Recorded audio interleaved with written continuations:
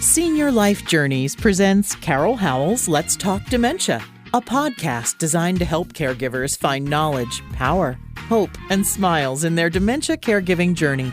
Welcome to Let's Talk Dementia. Here is your host, best-selling author, Carol Howell.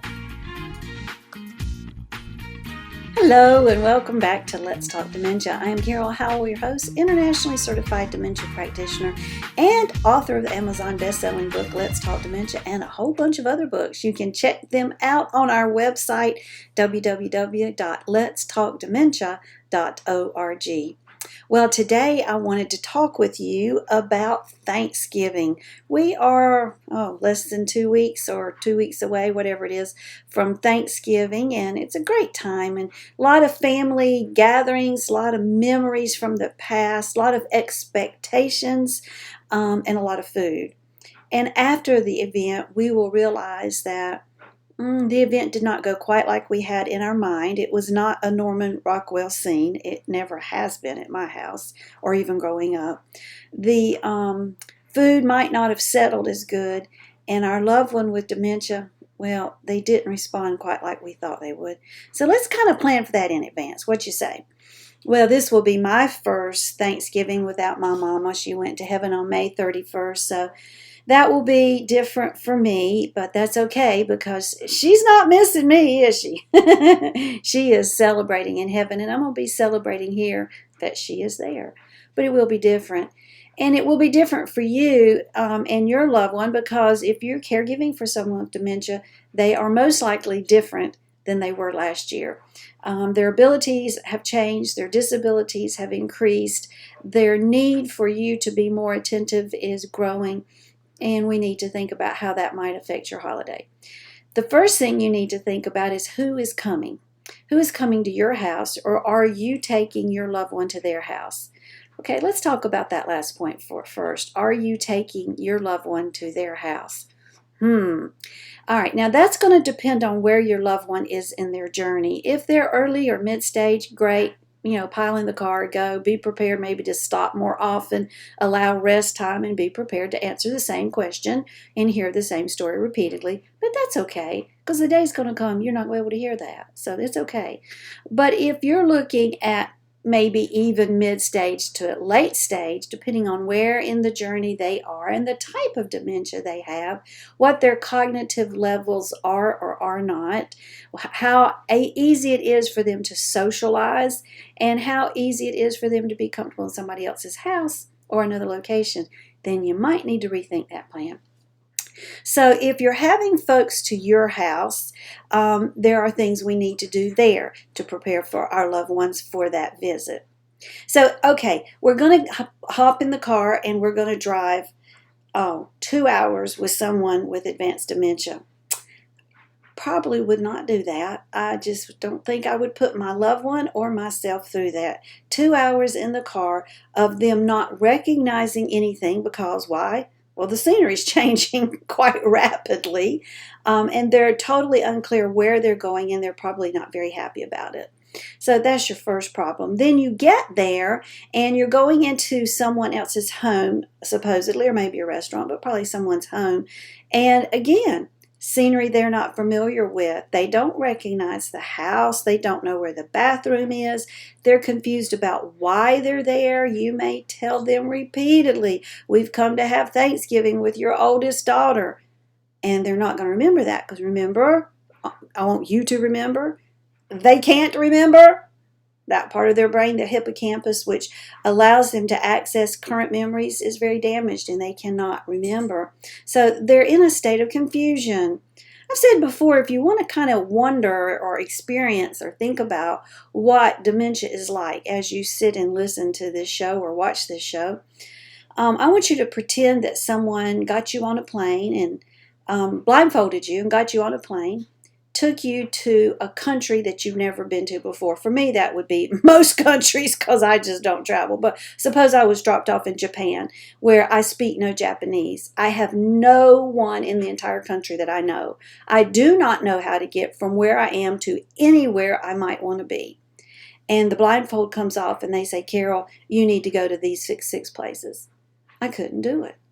I couldn't do it. I couldn't communicate with anybody. I couldn't find my way around. It would be very, very scary.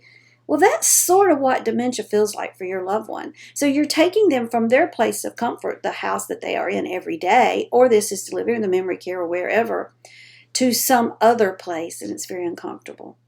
So you got to think about that. But if they're able to go, and it's all right, that traveling and that interchange between one location and another is still something they can handle in their journey, then let's go. But let's prepare our folks to know where mom is in her dementia journey.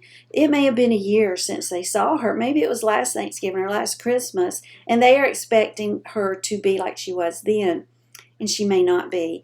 And you need to, ahead of time, be having phone calls or emails, or heaven forbid we should write a letter, and get that information out. This is where mom is now. She probably won't recognize you.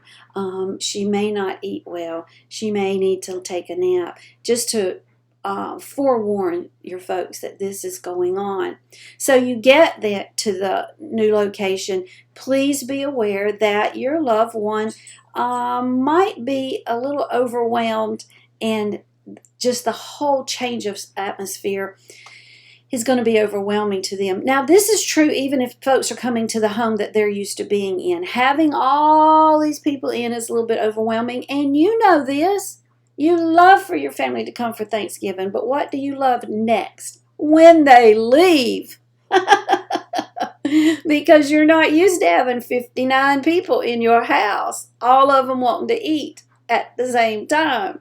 And so it's a little overwhelming for you, and it's definitely overwhelming for our folks with dementia. So no matter where we are, if we're at their home or where they live, or we're taking them somewhere, we want to make sure that there is a quiet spot for them, so that after an hour or hour and a half where you can judge it, you pay attention to that person, you realize they're a little bit overwhelmed. I think I'm going to take them and maybe let them take a nap. Now, don't take them into the bedroom that they've never been to before and help them to lie down and turn off the light and leave. They might be frightened because they don't know where they are, what's going on. Again, remember, you're in Japan and you don't know anything. You've never been to Japan before. You might just want to sit there with them. And if they want to talk. Or maybe they just want you to put on some soothing music and maybe sing quietly in the background. Or maybe they just want you to sit by the bed or lie on the bed with them and hold their hand so that they feel comfortable and they can relax.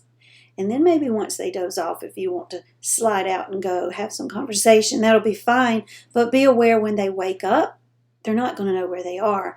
So you've got to constantly be checking on them and making sure that they are okay with what's going on.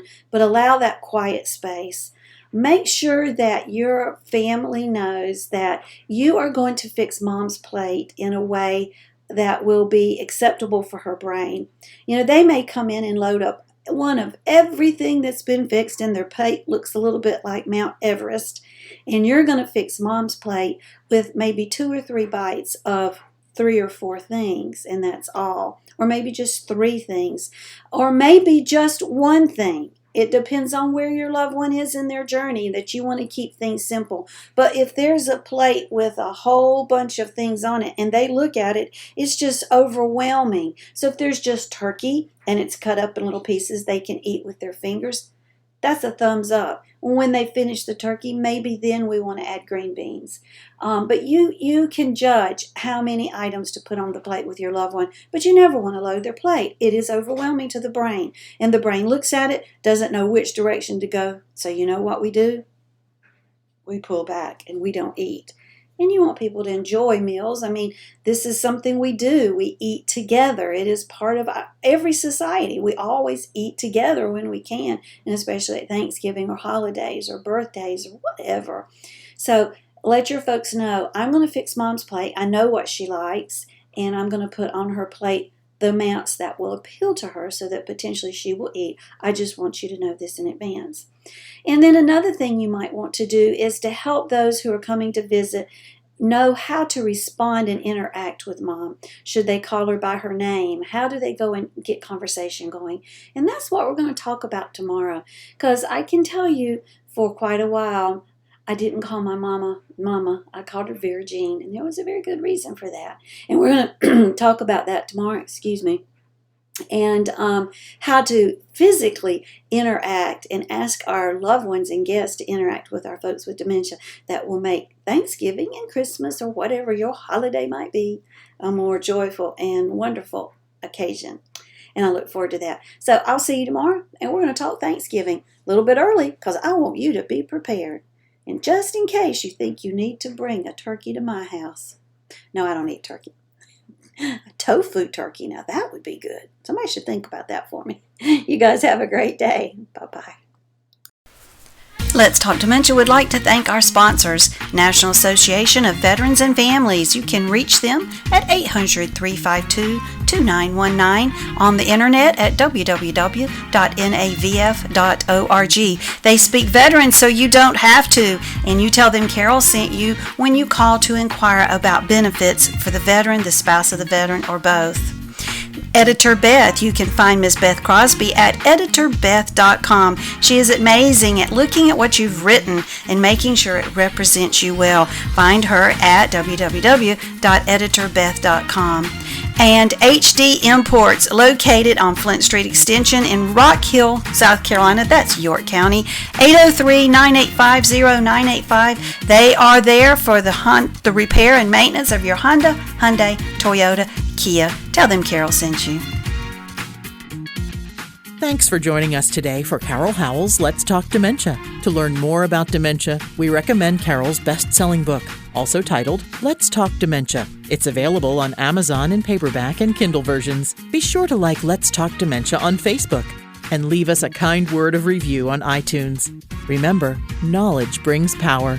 Power brings hope. Hope brings smiles. And we all need more smiles. Thanks for joining us today, and we'll be right here when you come back to Let's Talk Dementia.